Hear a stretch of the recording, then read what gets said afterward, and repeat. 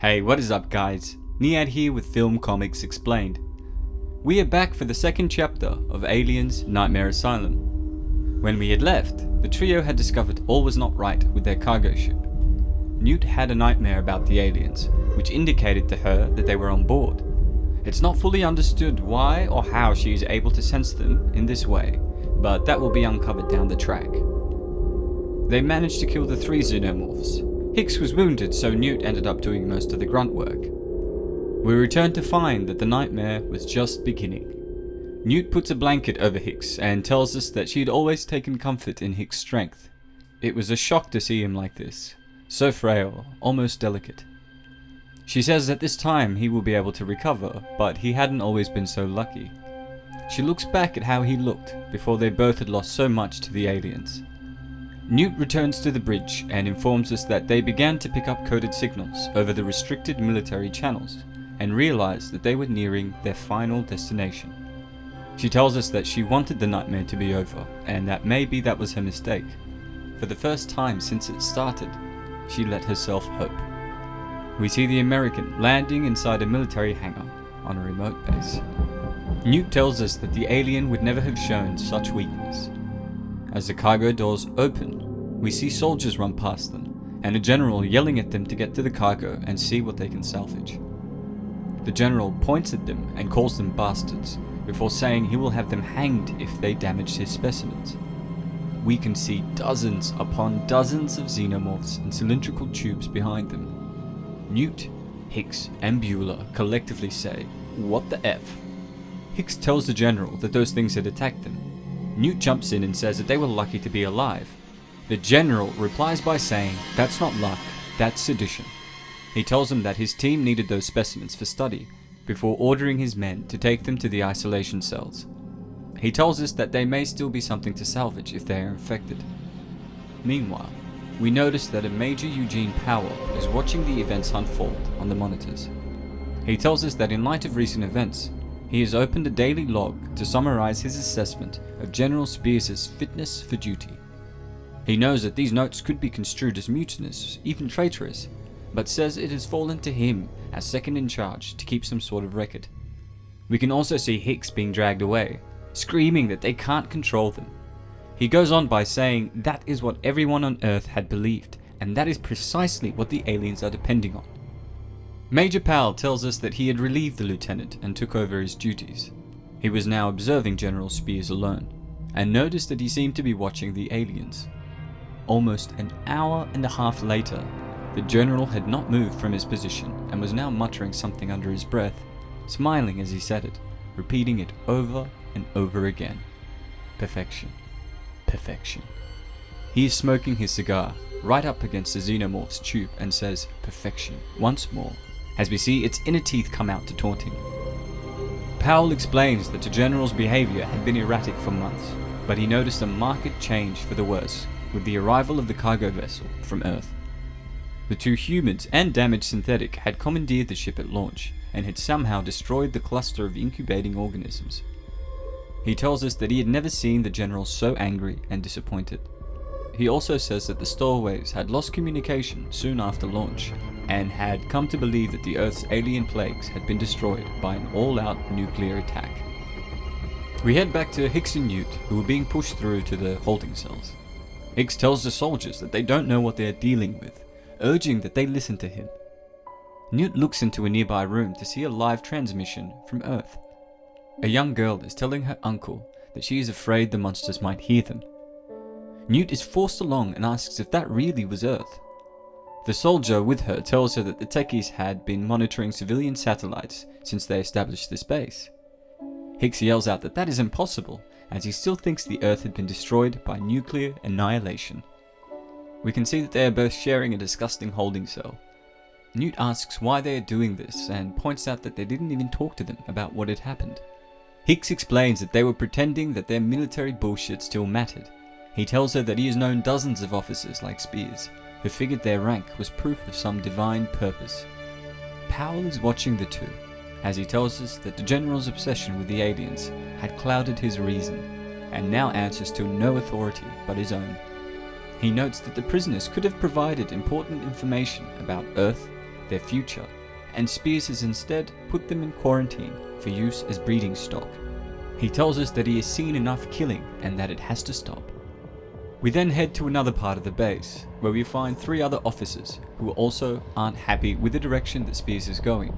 They have formulated a plan to give them a chance to get off this rock. One of them asks how much food they were able to secure, and the other tells him that he sourced 3 days worth. They figure that they have a few hours to clear a path to the exit and make their way to a nearby terraforming colony. An officer who was on patrol asks one of them if they are keeping him company. Renus tells him that the sergeant wants him to check the circulation pumps. As the officer investigates the levels, he is struck in the back of the head. We see the trio struggling with the security codes and decide to burn through the security gate. They're about to take a speeder, but one of them says that it is far too dangerous as the low-level radar would pick them up. He insists that they take one of the slower rovers, and we see them driving off, and notice that the security gate has been left wide open. Major Powell is woken up by an officer. He essentially tells them that he's finished doing an identification search on the 2. He wasn't able to get a match on the girl, but has identified the male as a long-time military corporal. Powell is infuriated as he yells out if Spears had even seen this. We return to Newton Hicks as she explains there was no sense of time inside their cell. She asks why they are still alive. She also notes that their captivity had nothing to do with punishment and speculates whether it was more than that. We hear the security door above them open and see Hicks yelling out, "About time, you bastard." It's here that Newt tells us she didn't trust the general, or the look she had seen in his eyes. We see her falling asleep again, and she tells us that she felt something against her leg. She tried to lift her head, but the straps were cutting into her throat. She is now in a room filled with an alien queen and her eggs. The alien is above her, drooling with intent. I love the artwork here by Dan Bavis. He really brings the nightmares to life. Newt tells us that they needed specimens as we see an egg begin to hatch. A face hugger then slowly crawls out before jumping onto Newt's face. Newt then wakes up to find that she, along with Hicks, have been restrained to chairs. She is yelling for them to get the face hugger off her, and Hicks reassures her that she is okay. We hear a voice off panel saying that he had hoped they liked their meat rare. He tells them that it's not real beef and that his mess sergeant put it together out of protein packs and soy concentrate, but says that the flavor will surprise them. We can see the general carving the synthesized meat as he tells them he hopes they can be friends and apologizes for all that's happened. He assures them that they have all been suffering under great stress and explains that when Major Powell had brought their special abilities and history to his attention, he realized he had made a mistake. Hicks plays along and tells him that they had never intended to impede his scientific mission before asking what his objective was. Spears explains that when Orina's people brought them one of the nascent queens, they were initially frightened by its power, but says that it began to speak to him, and at once he knew its true beauty. We see him press a button. We can see the viewing panel slide open to reveal a queen laying eggs. Spears is in awe as he repeatedly tells them to look at it. He tells them that the fools on Earth wanted to annihilate them all with nuclear devastation, and informs them that he could not permit that. He approaches Hicks and puts his hand on his shoulders as he tells him he envies him for having faced the alien on its own soil and surviving. He breaks the embers of the cigar off with his finger while explaining that we are so weak compared to them. They have the strength and power of true soldiers. They demonstrate an unquestioning, unswerving loyalty to their cause. He tells them that all they lack is proper direction and leadership. He squashes the lit cigar in his hand as he informs the two that he can provide that. He can make them into an army and use them to reclaim the Earth from their brethren. The general says that although their cargo ship was laden with samples of the Earth-bred alien, they have now blessed him with something far more valuable: their experience and expertise. At that moment, a soldier runs in and tells the general that a sentry on the northern axis had been murdered and that one of the land tractors were missing. He tells Spears that Powell suspected they were heading for the civilian colony. The general is infuriated as he tells his men he wants a fully armed assault team on the speeder deck in 5 minutes. He looks back at the two and asks if they now understood that the flesh was weaker and afraid of what it doesn't understand. He tells them that they can do better before releasing their restraints. He then tells one of the soldiers to give the two a proper tour, but to watch them. Hicks and Newt embrace as he tells her that she needs to listen to him. He explains that they were only alive so long as Spears needed them. He tells her that there was something he needed to check out, and we see them parting ways. Newt then immediately heads back to the communications room and tells us that although she thought of Beulah lost in the labyrinth of this space, she had found someone else. Someone she had never met, but somehow instinctively knew. The officer tells her to take a seat and watch the show. He explains that number 19 was one of their steady customers, and that they were beaming signals 24 hours a day.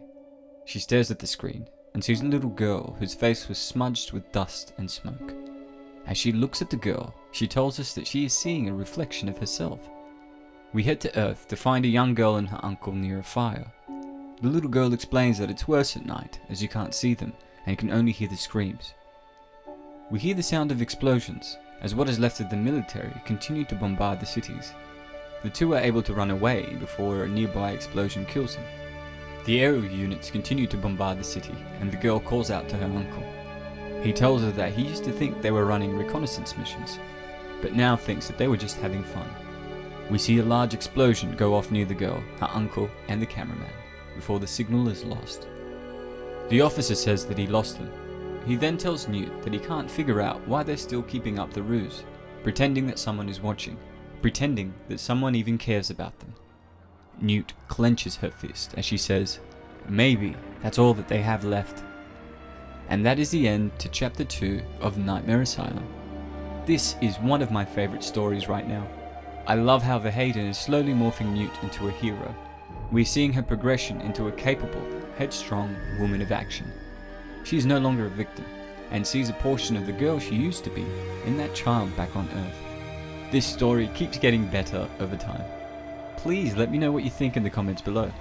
That's all that we have time for. If you enjoyed the video, don't forget to hit like and to subscribe to stay up to date on all my content. I'm Nihat with Film Comics Explained. Thanks for stopping by.